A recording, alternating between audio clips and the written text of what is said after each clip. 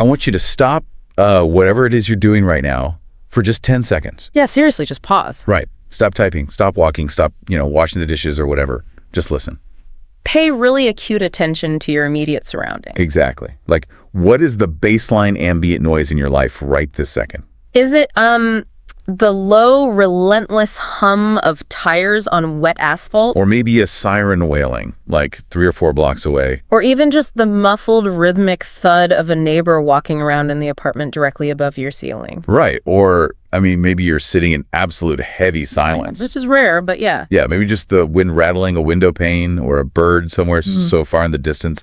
It almost feels like a hallucination. Right. I want you to think about the actual physical volume of space you occupy right now, and then extrapolate that out. How many other living, breathing human beings are existing within a 1-mile radius of you at this exact moment? Are there 10,000 people sleeping and eating and stressing out within a 15-minute walk of your chair? Or are there maybe, 10? Yeah, it's wild to think about. It really is a deeply profound thing to consider. Mostly because we've basically convinced ourselves that we're somehow separate from our environment. Oh, totally. Yeah. Like we're above it. Right. We act like we're just playing a video game, hovering over the map. Yeah, just dropping our little avatars wherever. Exactly. But where we position ourselves physically dictates almost every single metric of how we experience reality. The specific acoustic frequencies we hear. Yes, and the particulate matter in the air we breathe. Ugh. Yeah. Even the ambient visual clutter our eyes have to process, right? The literal baseline stress our central nervous systems carry every single day. It's all geography. It's all where you physically are. Right. We love to think we are independent, rational actors moving through a neutral backdrop. But the backdrop isn't neutral at all. Not even a little bit. The reality is we are deeply biologically and psychologically entangled with our habitat. Mm-hmm. The backdrop is, it's actually pulling the strings. Welcome to the deep dive. Today, we're dissecting that invisible battleground of human habitats. It's a big one. It really is. We're looking at this massive, incredibly insightful source material. It's titled The Rural-Urban Divide, a guide to modern living situations. Which sounds straightforward, but it's incredibly layered. Oh, absolutely. Yeah. Our mission today is to unpack the psychological, the logistical, and the emotional tug-of-war between city and country living. Because it's never just about rent prices, right? Mm-hmm. Or the length of a driveway. No, not at all. It's about why we choose the habitats we do, the invisible compromises we make the second we sign a lease or a mortgage. And what those choices actively cost our brains and our bodies. Right. So how are we mapping this out today? Well, our roadmap for this exploration is going to take us through the extremes and then into the modern middle grounds. Ugh. First, we'll start by examining the massive, almost gravitational pull of the modern city. Why human beings are drawn to extreme density. A concrete jungle. Exactly. Right. And what we actually gain from it. But from there, we'll strip away the glamour and look at the hidden taxes of urban life. The stuff they don't put on the postcards. Right, specifically the neurological toll of constant stimulation. Then we pivot. We head to the country. Yeah, we'll look at the biological flight response that drives us toward the rural retreat, analyzing the actual measurable physiological benefits of peace and quiet. But it's not all perfect there either, right? No, definitely not. We won't stop at the romanticized snow globe version of the country. We have to confront the harsh logistical realities of isolation. Countryside catch. Exactly. And finally, we'll explore how the internet is actively attempting to rewrite human geography through remote work. The digital bridge. You got it. And how our definition of the perfect home is literally biologically programmed to shift as we age. Okay, let's jump right into the deep end. The urban magnet. Let's do it. Why do we flock to cities? Because historically, humanity was spread out, right? We were tied to agriculture. Right, we needed the land. But now we build these massive vertical hives of glass and steel and cram millions of people into them. Millions. And the research lays out some very clear fundamental advantages. And the most immediate one, the one that really drives our daily behavior, is this concept of convenience. Absolute convenience. Right. We're talking about having supermarkets, world-class hospitals, cinemas, gyms, and 50 different types of cuisine right on your literal doorstep. It's all just right there. Yeah, you don't have to plan an expedition to buy a carton of milk. You don't have to drive an hour. You just walk downstairs. Right. And as I was processing this part of the guide, I couldn't help but realize that the modern metropolis is, well, it's essentially a physical manifestation of a smartphone. Oh, that's a really interesting way to frame it. Take that a step further. How does the interface of a city mirror the interface of a screen? Okay, so think about the psychology of your phone. You want pad thai. You tap an app? Right. You tap a glowing rectangle and it arrives. You want to be entertained. You tap an app and a movie starts. You want a date. You swipe. Exactly. The entire design philosophy of a smartphone is the total elimination of friction between desire and fulfillment. Friction being the key word there. Yeah. And the modern city operates on that exact same premise, just in the physical world. It's an environment engineered for minimal friction. Which is incredibly alluring. It is. Everything you could possibly desire is geographically accessible, often 24 hours a day. It's all right there. Right. But here's the trap that this concept of convenience sets up in my mind. Let's hear it. Does this sheer lack of friction actually spoil us? Oh, wow. Because the promise of convenience is time-saving, right? Theoretically, yes. Right. If I'm not spending 2 hours foraging for milk and bread, theoretically, I should be using those 2 saved hours to write a novel or learn the cello or, bond with my family. But do we? Exactly. Do we? Or does that convenience just atrophy our patience? Well, the paradox of convenience is that it rarely results in free time. Right. It usually just results in heightened expectations. Oh, that's so true. Yeah. When you eliminate the friction of survival tasks, you don't necessarily get a renaissance of personal creativity. You often just get a hyper-accelerated pace of life. You just do more stuff faster. Exactly. You expect everything to happen instantly, and when it doesn't, your frustration tolerance is incredibly low. Which explains road rage or getting mad when the Wi-Fi takes 3 seconds to load. Right. But the source material points out that this convenience, this lack of friction, is just the bait. It's the shiny object. Yeah. It's deeply tied to the actual hook, which is the concentration of capital and career opportunity. Right, the real reason people move there. Exactly. The city isn't just a place where you can get a latte at 3 a.m. It's a massive, centralized hub of professional futures. Better jobs, better networking, especially for young people. Right. But what really elevates a city beyond just being a giant job market is a concept the research frames as diversity. And it doesn't just mean demographics, does it? No, it's bigger than that. It describes the city as feeling alive, like it's containing the whole world in one place. The whole world in one place. I love that. It's the sheer mathematical probability of collision. Yes. Like you aren't just going to a job, you are physically wading through a sea of human variables to get to that job. That's the perfect way to frame it. What's fascinating here is that cities are essentially particle accelerators for human potential. Oh man, particle accelerators. Think about it. You take millions of different particles, people with different backgrounds, conflicting ideologies, varied skill sets, different languages, and diverse culinary traditions. Right. And you smash them together in a confined space at high speed. Boom. By simply stepping outside your apartment building, you are forced into contact with global culture. You literally can't avoid it. No, you can't. And this diversity acts as an intellectual and social friction. Innovation doesn't happen in a vacuum, right? Right. It happens when 2 completely unrelated ideas bump into each other in a hallway or on a subway platform or, at a corner bodega. Yeah. The convenience gets your physical body into the city, but the diversity, the constant unavoidable exposure to the other, is what fundamentally alters your worldview. So to you, the listener, I want you to pause and reflect on your own trajectory for a second. Think back to your early 20s. Yeah, that crucial window. Did you feel that gravitational pull?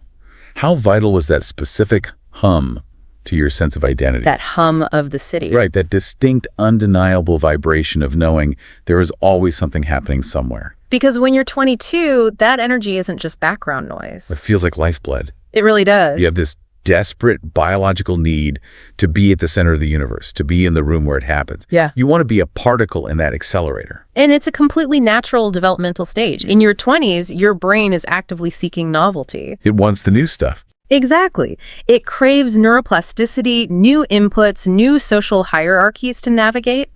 And the urban environment is designed to deliver that novelty at a staggering rate. It's intoxicating. It is. But as we transition into the realities of this habitat, we have to audit the receipt. The bill comes due. Because that magnetic pull, that acceleration, and that convenience, they come with an incredibly severe, often hidden set of taxes. Which forces us to look at the cracks in the pavement. The hidden taxes of the concrete jungle. Exactly. And let's start with the most obvious, glaring tax of all. The financial extortion of the cost of living. It is brutal. The research is brutally honest here. You are paying an exorbitant percentage of your income for what is often a laughably, almost insultingly small amount of space. Yeah, they give this vivid visualization in the text. Oh, the apartment one. Right. A young person's first apartment where you can stand in the dead center of the room, stretch out your arms, and practically touch both opposing walls at the same time. That's practically a closet. But they charge thousands a month for it. Let's make this visceral for the listener. Think about your monthly rent or your mortgage. Okay. Divide that by the number of waking hours you actually spend inside your home. Oh, that's depressing math. Right.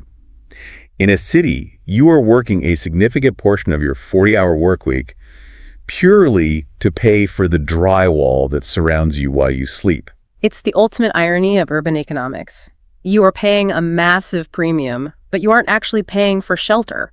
What are you paying for then? You are paying for proximity. You are renting access to the accelerator. That makes total sense. But the financial hemorrhage is really just the surface layer. Right, there's a deeper toll. If you connect this physical density to our biological hardware, the research introduces a triad of invisible taxes that are far more damaging over the long term. What's the triad? It's the combination of noise, chronic stress, and what the source terms being mentally tired. Mentally tired. I love that phrase from the guide because it's not physical exhaustion, right? Oh, your muscles aren't tired. Right. You haven't run a marathon. It's the absolute depletion of the brain. It is cognitive bankruptcy.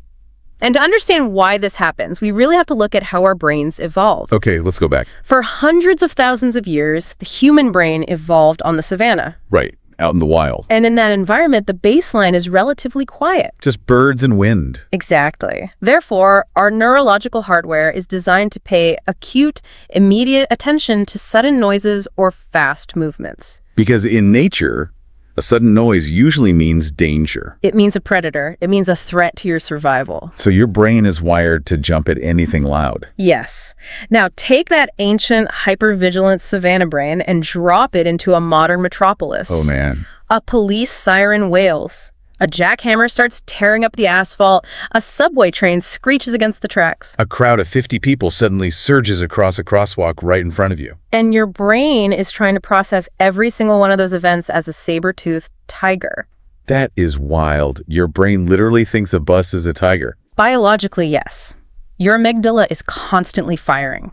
It's triggering microdoses of cortisol and adrenaline into your bloodstream all day long. Just a constant drip of stress hormone. Exactly. Your nervous system is subconsciously processing thousands of stimuli a minute, evaluating them for threat, and then having to consciously dismiss them. Not a tiger. Not a tiger. No. Not a tiger. Yes. This is what the guide calls sensory overload. You might just be sitting in a cafe, sipping a matcha latte, totally still, but neurologically, your brain is fighting a war. It's like trying to run your laptop with 100 different browser tabs open at the same time. Oh, that's a great analogy. Right. Even if you're only actively looking at one tab, like having a conversation with a friend across the table, the other 99 tabs are playing autoplay videos and like downloading updates in the background. Yes. They were silently consuming all of your subconscious RAM. You don't even realize your battery is draining until the fan starts whirring and the whole system just freezes. That is exactly the mechanism. Your mental batteries are drained by the sheer volume of data your brain is forced to process and discard. Which explains so much. It's why people in cities often feel a deep, inexplicable exhaustion by 6:00 p.m., even if they've just been sitting at a desk all day. Yeah, the brain is just fried. The constant stimulation is an invisible, heavy tax on your physiological well-being. But here is where the research hits on a concept that absolutely haunted me. The loneliness part. Yes. The sensory overload is one thing, right? We can conceptually understand noise pollution. But the text explores a psychological defense mechanism that arises from that overload. Right. It talks about the city being packed with rushing people, millions of bodies, and it culminates in this chilling phrase, loneliness in the middle of the crowd. It's a powerful phrase. Let's really unpack the physics of that. How is it mathematically possible to live inches away from another human being, like to share a literal uninsulated wall with a neighbor for 5 years, to hear them sneeze, to hear them watch TV, and never once have a meaningful conversation with them? It seems like a paradox, doesn't it? A massive one. That peak physical proximity would result in peak emotional isolation. But it's actually a direct, necessary neurological response to the sensory overload we just talked about. How so? Sociologists and neurologists refer to this as stimulus filtering. Stimulus filtering. Okay. When you are surrounded by millions of strangers, your brain simply does not have the computational power or the emotional bandwidth to acknowledge the humanity of every single person you pass on the street. There's just too many of them. Way too many. If you made eye contact and empathized with the thousands of people you see on a single subway ride, your brain would literally break. So out of pure self-preservation, we objectify them. We have to. The pace of urban life demands it. To protect your limited mental energy, you build an invisible, impenetrable mental wall. Wow. You learn to treat other human beings not as complex individuals with hopes and dreams, but as moving obstacles. Like lampposts. Exactly. You navigate around them on the sidewalk the same way you navigate around a lamppost or a parked car. You don't say excuse me to a parked car. Right. You aren't ignoring your neighbor because you're a bad person. You're ignoring them because acknowledging everyone in a high-density environment requires too much emotional RAM. Wow. You put up emotional walls precisely because the physical walls are too thin. That's a great way to put it. The city forces you to become calloused. It's an incredibly isolating defense mechanism. You end up living physically closer to people than at any other point in human history, yet you remain emotionally miles apart. And nothing perfectly encapsulates that feeling of being trapped in a crowd, yet totally alienated, quite like the daily commute. Oh, the commute! The ultimate tax! The research spends a significant amount of time highlighting this, and the mathematics of it are just staggering. It talks about sitting in traffic for 1 to 2 hours a day just to travel a distance that a bird could fly in 3 minutes. It's so inefficient. Let's pause and extrapolate that math for a second, because we normalize it, but it's insane. Yeah. 2 hours a day. That's 10 hours a week. 40 hours a month. We are talking about roughly 500 hours a year. 500 hours. That is practically an entire waking month of your life, every single year, spent sitting in a metal box, staring at the red taillights of the metal box directly in front of you. And the psychological damage of the commute goes far beyond just lost time. Right. It's what happens to your brain while you're in the box. Exactly. The source specifically notes that studies correlate long commutes with active, measurable decreases in baseline happiness. It actively makes you sadder. Yes. And if we look at the psychology of why, it's about the loss of agency. Agency, the feeling of being in control. Exactly. When you are stuck in gridlock, you are in a state of high alertness. You have to pay attention so you don't rear-end the car ahead of you, but you have zero control over your environment or your progress. You can't make the traffic move faster. Right. High alertness combined with zero agency is a perfect recipe for chronic stress and dopamine depletion. You are literally trapped. You can't get out and walk. You can't speed up. You just have to sit there and absorb the frustration. Which is exhausting. You are starting your workday already neurologically depleted. And then you're ending your day by bringing that accumulated road rage and cortisol straight through the front door to your family. It bleeds into everything. Add to that the air pollution, the water quality, the lack of green space, and you have an environment that, while incredibly rich in economic opportunity, is profoundly hostile to the baseline needs of the human organism. Which naturally leads us to the breaking point. Right. What happens when we can't take it anymore? When a person's nervous system finally redlines from that urban exhaustion, what is the biological impulse? Elate. It's flight. We crave a complete sensory vacuum, and that instinct drives us toward the exact opposite extreme. Which brings us to the allure of the rural retreat. The escape. The research pivots sharply here to the complete other end of the spectrum. It asks the reader to visualize an entirely different habitat. Take the picture. Sprawling green fields. The sound of birds replacing sirens. A house with an actual garden, not a balcony the size of a postage stamp. A flow-moving river nearby. Sounds amazing after talking about traffic. Right.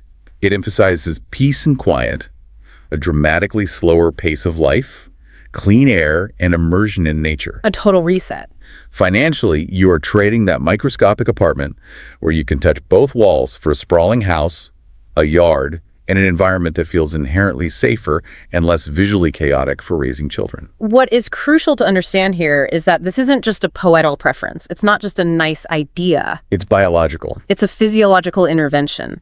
The research specifically highlights that breathing clean air and existing in nature lowers stress levels and points out that this is a scientifically proven phenomenon. The science backs up the poetry. It really does. Environmental psychologists study this through something called attention restoration theory. Attention restoration theory, how does that work? Well, in the city, your brain is engaged in hard fascination. Hard fascination. Right. It requires intense, focused effort to ignore distractions and avoid getting hit by a bus. It's draining. You have to force yourself to pay attention to the right thing. Exactly. But in nature, your brain engages in soft fascination. Soft fascination, like watching clouds move or looking at the leaves on a tree. Exactly. Nature is full of fractal patterns, the branching of trees, the ripples in a river.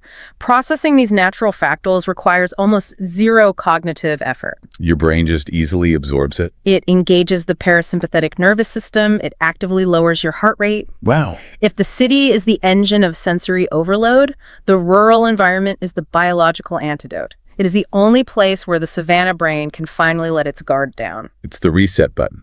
The constant bracing for impact stops. Yes. And it's not just the physical environment that heals, right? The social environment shifts entirely. Completely different rules. The research brings up the concepts of community and togetherness. It paints a picture of a small village where people know your name, they know your family history, and if your car breaks down, 3 people pull over to help you. That togetherness is a huge draw. I want to offer an analogy to contrast the two social ecosystems. Okay, let's hear it. If the city is a massive, incredibly luxurious, but completely anonymous hotel, where thousands of people are sleeping under one roof, but nobody makes eye contact in the elevator, and you don't know who's in the room next to you. The country village is a shared family dinner table. Exactly. The dynamic of the family dinner table is entirely different from the hotel lobby. Right. At the family dinner table, you can't hide. Everyone is up in your business. They know everything about you. They know what you did yesterday. They have opinions on your choices. It can be intrusive, absolutely. Sure. But they also pass the potatoes. They notice if you aren't eating. They check on you. The anonymity of the city is traded for the hypervisibility of the country. And that visibility eliminates the loneliness of the crowd. You aren't a moving obstacle anymore. In a rural setting, you are a known entity. You belong to a high-context social web. High context. Meaning, the butcher knows what cut of meat you like, the postman knows when you're on vacation. You are tethered to the community. So to you, the listener, I want you to close your eyes for a second and genuinely picture that visualization. The fields, the river. The green fields, the slow river, the quiet house with the garden. Is this your ultimate goal? Does it sound like an absolute paradise to your frazzled nervous system right now? I bet for a lot of people it does. Or, if you're really honest with yourself, does it sound a little too sleepy, a little too quiet for where you are currently at in your life? That's the real question. Because as idyllic and biologically soothing as it sounds, the research throws a massive bucket of cold water on the romance. It really does. It warns us that escaping to the country is not just sunshine and singing birds. Which forces us to confront the rural reality check. The countryside catch. Right. Because as soon as you step out of the romanticized weekend getaway version of the country, the brutal logistics of rural living hit you like a freight train. It's not a vacation anymore. No. The research outlines several major systemic challenges: a severe lack of jobs, a drought of specialized services, an absolute reliance on personal vehicles, crushing boredom for youth, and a deep, raw vulnerability to the elements. Okay, let's dissect the job market first. Because the research points out a massive structural flaw in the rural dream. The brain drain. Right. If you have a specialized career, like if you're a corporate lawyer, a software engineer, or a specialized surgeon, it is nearly impossible to find equivalent work in a small village. The demand just isn't there. Exactly. This creates a perpetual brain drain. Young people are forced to abandon their hometowns and migrate to the city purely to secure a viable income. They have to leave to survive economically. And if you do manage to stay, or if you decide to move there from the city, the services you completely took for granted in the urban environment are suddenly geographic hurdles. A huge undertaking. Specialist doctors, niched grocery stores, hardware stores, government offices, they aren't downstairs anymore.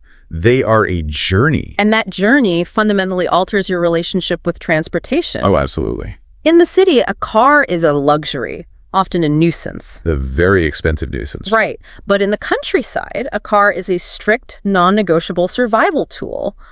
The research highlights that public transportation in rural areas is often virtually non-existent. You can't just hop on the subway. You might get one bus that passes through at 7 a.m. and returns at 6:00 p.m. Which is useless if you have an emergency at noon. Exactly. You cannot run a modern life on that schedule. Therefore, you must own a vehicle.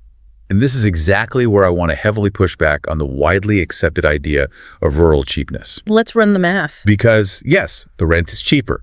Yes, the mortgage on a 4-bedroom house in the country might equal the rent of a studio apartment in the city. On paper, it looks like a steal. But let's actually run the logistical math. You absolutely need a car. Often, a household needs 2. That means 2 car payments, insurance, registration, constant maintenance, and an astronomical budget for petrol. Because you're driving everywhere. Exactly. Because every single errand buying milk, seeing a dentist, going to the bank requires driving 20 miles. You're putting massive wear and tear on those vehicles. So much driving. So my question is, do those hidden logistical costs, combined with the sheer hours of your life spent acting as your own personal chauffeur, actually cancel out the cheap real estate? It's a really valid question. You might have escaped paying a premium to a city landlord, but you are just transferring that wealth to the petrol station and the mechanic. The economic balance sheet of the country is incredibly deceptive. You are trading fixed housing costs for variable logistical costs. Right. But beyond the brutal economics, the research touches on a social paradox that I find even more fascinating. More than the community aspect. Well, related to it, we just talked about rural togetherness and the family dinner table. But the text warns that these small communities can be fiercely closed off. Wow. It introduces the psychological weight of being the outsider. The person who buys a house there, but doesn't quite fit the mold yet. It goes deeper than just not fitting the mold. Think about the currency of a city versus the currency of a small town. Currency. Yeah. In a city, the currency is often money, status, or utility. You can arrive in a city and immediately participate. You buy a coffee, you're part of the economy. Right. In a small town, the primary currency is time and history. Wow. Time and history. People have known each other for generations. They have high context communication. A certain nod or a passing comment carries decades of backstory that you are completely blind to. You can't just catch up on 50 years of gossip. You cannot buy history. A newcomer might live in a village for 10 years and still be referred to as the new family from the city. So we're looking at 2 completely different architectures of isolation. Exactly. In the city, you suffer from the loneliness of the crowd. You feel invisible despite being surrounded by millions because the city is too busy to care about you. Right. But in the countryside, you risk the loneliness of the outsider. You feel isolated because the small, tight-knit group around you doesn't trust you yet. They're watching you, but they aren't embracing you. The city ignores you out of self-preservation. The country ignores you out of tribal protection. That is a brilliant distillation. And while you are trying to crack the social code of the neighbors, you also have to fight a much more ancient battle. Man versus nature. The research highlights the rural vulnerability to the elements. The weather. Right. In a city, humanity has paved over nature. Infrastructure protects you. It's highly engineered. If it snows, massive municipal plows clear the roads by 6:00 a.m. If the power flickers, the grid is prioritized because millions rely on it. You barely even notice the storm. But in the country, the romantic idea of a snowstorm turns into a genuine logistical crisis. Heavy rain washes out your muddy road. A snowstorm can literally, physically cut you off from the rest of the world for days. You are entirely at the mercy of the weather. You lose the buffer of human engineering. You're exposed. You trade the man-made stress of traffic jams and sirens for the primal natural stress of wondering if your pipes will freeze or if an ambulance could even reach you in a blizzard. So for the vast majority of human history, this was the brutal binary choice. Pick your poison. You either chose the loud, expensive, hyper-competitive, opportunity-rich city, or you chose the quiet, isolated, logistically difficult, nature-bound country. You had to pick your poison. But something changed. Right. As we transition into the modern era, the research introduces the ultimate paradigm-shifting disruptor, the internet. The digital bridge. The rise of remote work. The game changer. The research positions this as the ultimate hack, the best of both worlds. And when you think about it, this is a profound disruption of human history. It is arguably the most significant shift in human geographic behavior since the Industrial Revolution. That's a huge statement. But think about what the Industrial Revolution did. It pulled people off the decentralized farmland and forced them into highly centralized, polluted cities because the factories were there. You had to be near the machines. Your physical body had to be adjacent to the means of production. For 2.5 centuries, human geography was dictated by the simple fact that you had to live where the work was. And remote work shatters that paradigm entirely. Entirely. It represents a fundamental decoupling of income generation from physical location. You can tap into the massive financial epicenter of a global city. You can earn an urban salary, drawing from urban capital, while your physical body is resting in a quiet, rural village. You're hacking the system. You are geographically engaging in arbitrage. You are extracting wealth from the high-density accelerator and spending it in a low-density, low-cost economy. It is unprecedented freedom. Unprecedented. But, and the research is very careful to point this out, using a great touch of humor, this digital bridge is not a universal right. It's not for everyone. No, it is highly class-dependent and profession-dependent. The text specifically notes that you cannot have a remote nurse. Right. And it uses a fantastic, absurd example. A chef cannot deliver digital soup. Huh. I love that image. Digital soup. It's perfectly ridiculous. But it perfectly highlights the hard limitations of the internet. If a water pipe bursts in my ceiling at midnight, I don't need a Zoom consultation with a plumber in another time zone. You need a wrench. I need a physical human being with a steel wrench standing in my hallway. The undeniable physical reality of human existence means that massive sectors of the economy, healthcare, construction, hospitality, logistics, emergency services, they require physical bodies in physical rooms. You have to be there. You cannot digitize a haircut. You cannot digitize sweeping a street. Because of this, the city will always remain a vital, necessary hub. It's the engine room. The city isn't going to evaporate into the cloud because the physical world and our physical bodies require maintenance. And beyond the sheer economic necessity of physical jobs, the research reminds us that human desire is not uniform. Right. Some people just like the city. Some people simply do not want to live in the quiet. They actively thrive on the density. They draw energy from the movement, the lights, the chaos. It's their fuel. The city feels alive to them, and that aliveness is their baseline requirement for happiness.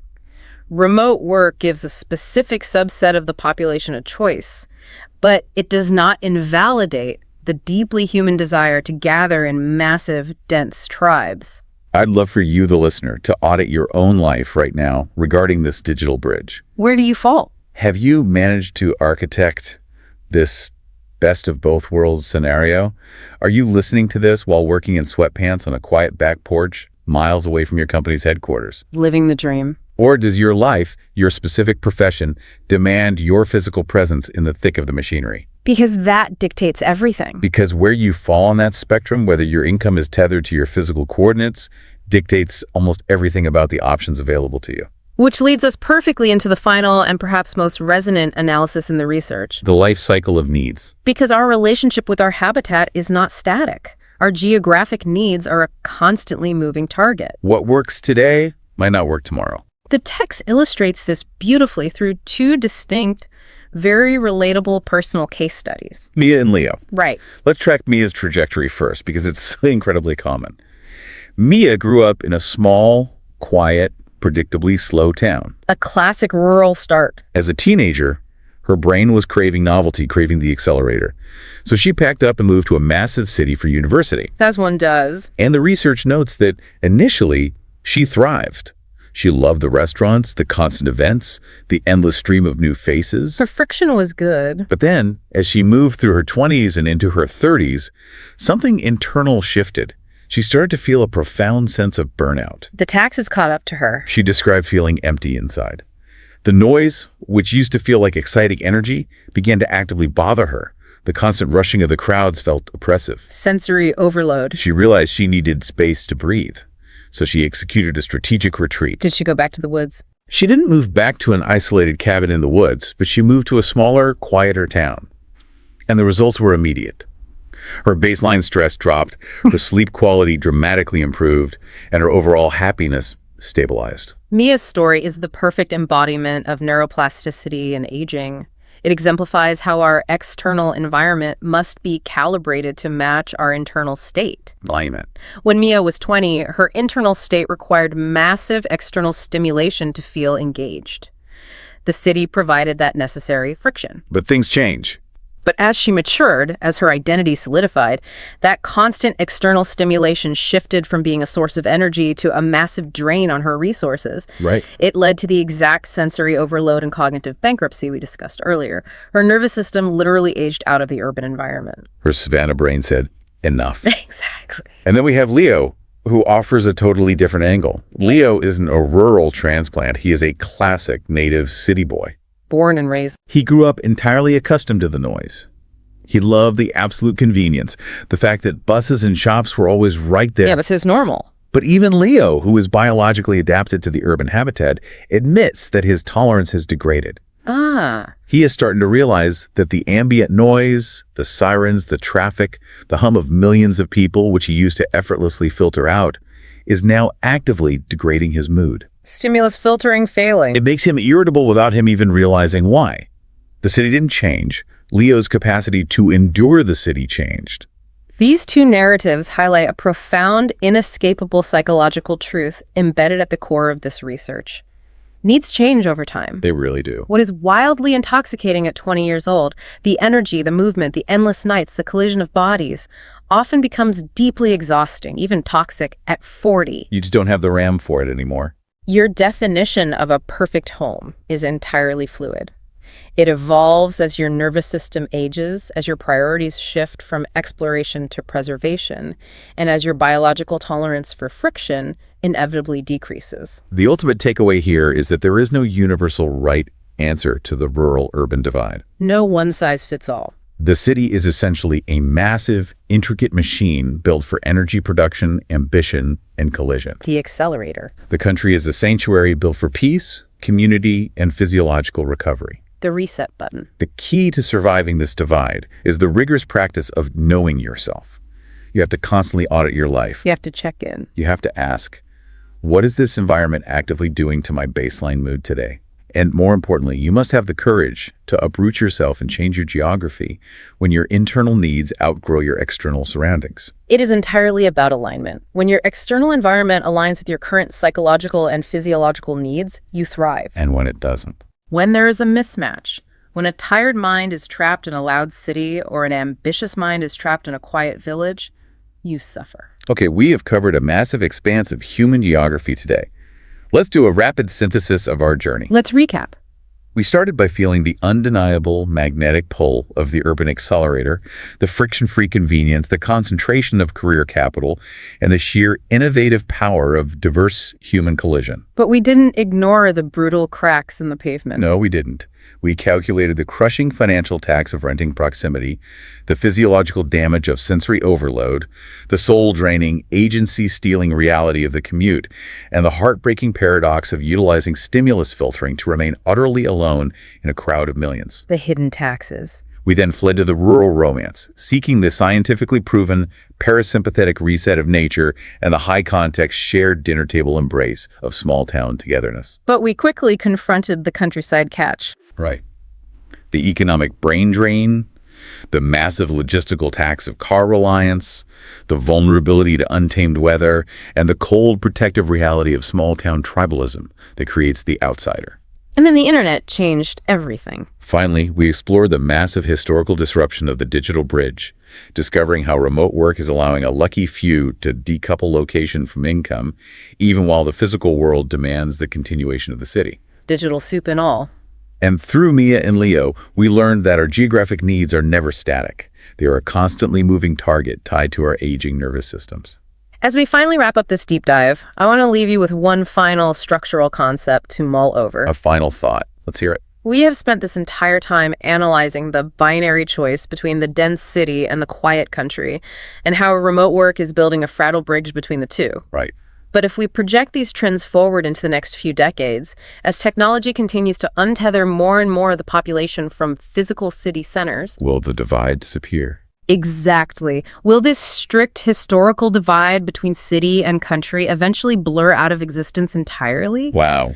Are we slowly moving toward a future of decentralized, blended human habitats where we don't have to choose between ultimate convenience and deep restorative peace? Or is there something deeper? Or conversely, is the primal desire to gather in loud, vibrant, chaotic, collision-rich hubs a fundamental, unchangeable part of human nature that no amount of fiber optic connectivity can ever replace? Will we always need the hive?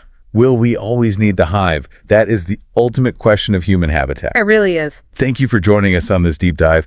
As you go about the rest of your day, wherever you happen to be right now, I challenge you to take a moment and really, truly observe the ambient environment around you again. Look at the concrete or look at the trees. And ask yourself honestly, what is this specific geography doing to my brain right now? Is it fueling me or is it draining me? It's a question worth asking every day. Keep exploring, keep questioning the invisible forces of your surroundings, and we will catch you on the next deep dive.